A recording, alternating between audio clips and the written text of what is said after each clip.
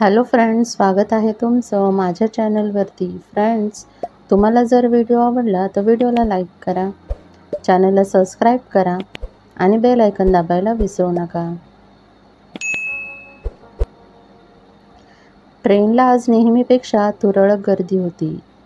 ध्रुव आज नेहमीपेक्षा लेट आल्यामुळे समोर येईल तो डब्बा पकडून ट्रेनमध्ये चढला.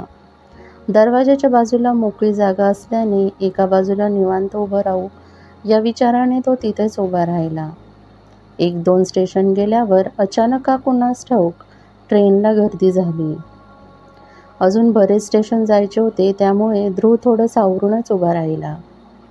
अचानक ती त्याच्या नातेवाईकांसोबत ती डब्यात चढली. गर्दी अचानक वाढल्याने त्यांना आतमध्ये जाता आले नाही. थोडे बिचकून आणि पुरुषा नजरा वाचवत ती उभी राहिली. पुढच्या स्टेशनला गर्दी वाटल्याने ती जरा जास्तच अवघडली. तिचं अवघडलेपण एव्हाना ध्रुवच्या लक्षात आलं होतं.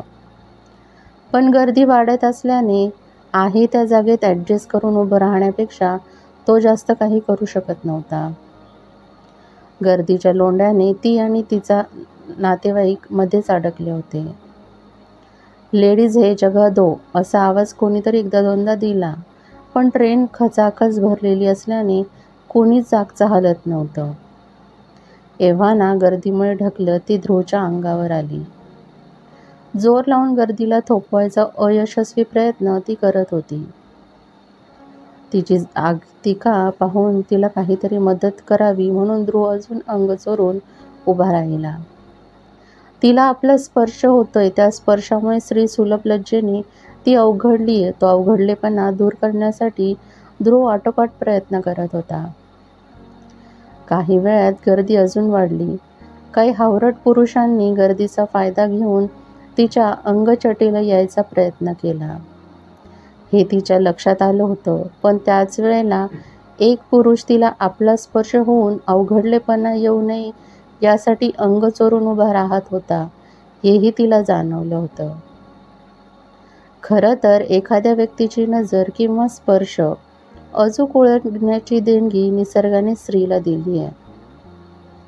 काही वेळातच ती थोडं थोडं ध्रुवच्या दिशेने सरकू लागली आणि आता तिचा स्पर्श ध्रुवला स्पष्टपणे जाणवत होता.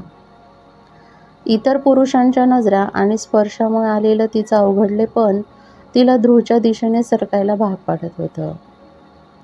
एका क्षणानंतर ती पूर्णपणे ध्रुवच्या छातीवर विसावली. ध्रुव अजूनही तिला कमीत कमी स्पर्श व्हावा यासाठी धडपडत होता. ती मात्र एव्हाना इतर वासनाधीन पुरुषी नजरा आणि स्पर्श यापासून स्वतःला लपवत स्वच्छेने ध्रुवच्या मिठीत विसावली होती.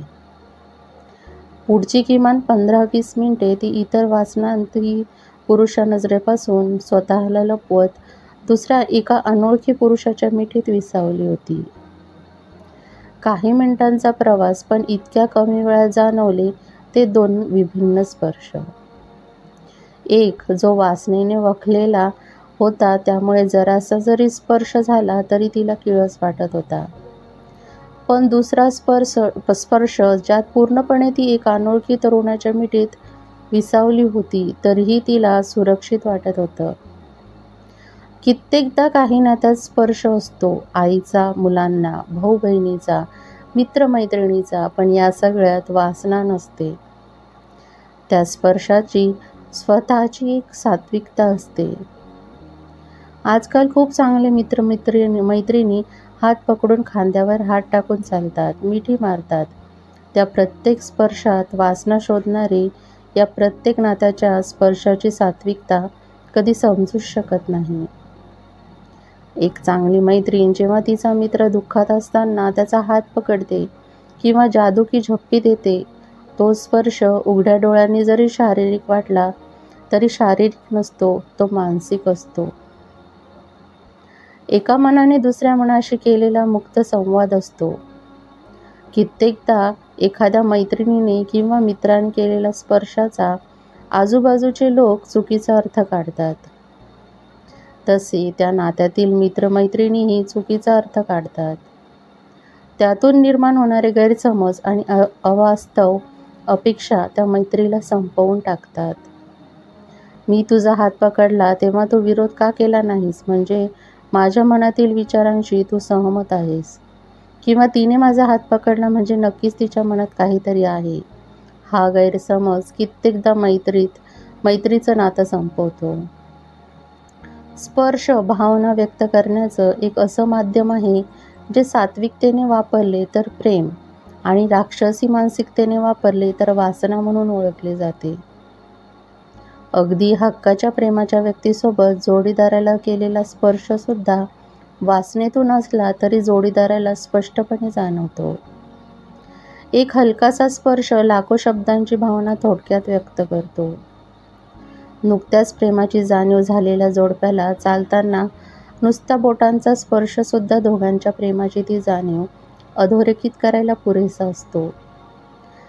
प्रचंड तणावात किंवा दुःखात असताना जवळच्या मित्रमैत्रिणीने खांद्यावर ठेवलेला हात दुःख मोकळा करून हलकं करायला पुरेसा असतो.